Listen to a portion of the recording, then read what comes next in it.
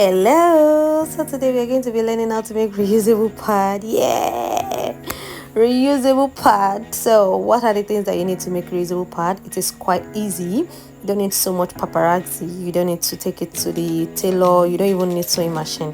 You can use your needle and thread. So today we're going to be learning how to make yours from the comforts of your home. Your very easy steps that you can take to making your own reusable pad. Straight down. So what are the materials that you need?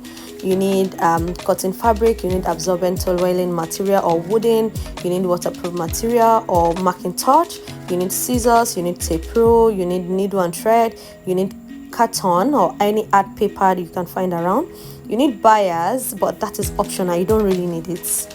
And you also need disposable pad. That is not necessary, you don't really need it. You can sketch out your thing by yourself. So let's start, let's get right into it. One amazing thing about having your own reusable pad, making yours, is the fact that you can customize it. You can choose to have a very long one or a very short one.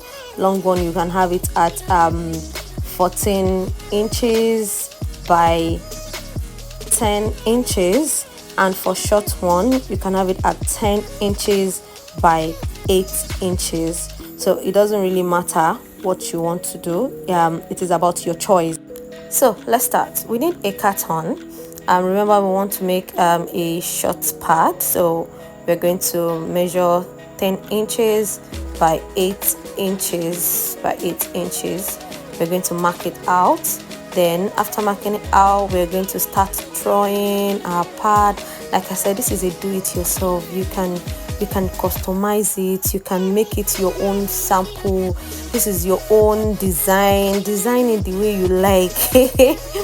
You can just start sketching it out. You can get help with your favorite disposable pad. This is where you can need your disposable pad to get like a sample of how to draw it out. Making sure that the wings of your reusable pad is longer than your disposable pad, because you're not going to be using a gum. So you have to trace it out, design it the way you want. You're the designer here. So you design your sketches, then you start cutting, you cut out your design so you can have your demo. So the next step is to place your demo on your cotton fabric.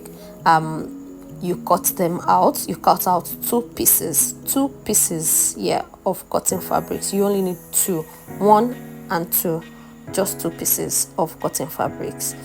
Then you place it on your marking torch. You cut out just 1 piece of marking torch, just 1 piece of marking torch. Remember, 2 pieces for cotton fabrics, 1 for marking torch. Then you get like a rectangular shape of your demo. Just mark 2 points of where you want your rectangular shape to reach. Then you cut out your Worden or your toiling material. You don't really need to cover the whole demo with your toiling material. You don't really need to cover it all. You can cut out 2, you can cut out 1, depending on your flow. The next step is your needle and thread. You will need your needle and thread if you're not using sewing machine. You don't really need sewing machine, but if you have sewing machine, it's good. So you get your needle and thread ready. Alright, so here is where it gets interesting. You need to pay attention. This thing comes in layers. So the first layer is your first cotton fabric. Remember, you cut out 2, so you need just 1. Then followed by your toiling material, or Worden, anything you want to call it. We are using Worden for the sake of this video. You place your Worden on your cotton fabric.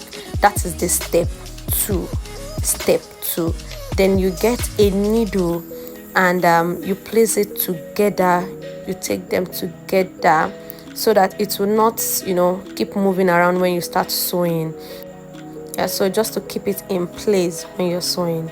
Then you get your needle and thread and you start sewing. So you start sewing, very neat kind of sewing. Just like that, to make it look like you used a machine. And voila, you're going to have something like this. Very neat like this, just like you used a sewing machine. Something very neat like this. After this, we move to the next stage, which is the marking touch stage. So you add your marking touch, make sure it's sitting well with the other two. Yeah, so you place it very well, then you get your needle to put it together so it doesn't start shaking when you start sewing. Now ensure that you do not puncture your marking touch in the middle. Do not use needle for your marking touch in the middle or anywhere near the needle, just the edges, only the edges. Make sure you're using it on just the edges, not the middle, but the edges. Then we go straight to the last layer, which is the second cotton fabric that you cut the other time. So you place it on your marking touch, so you get your needle to place them together at the edges.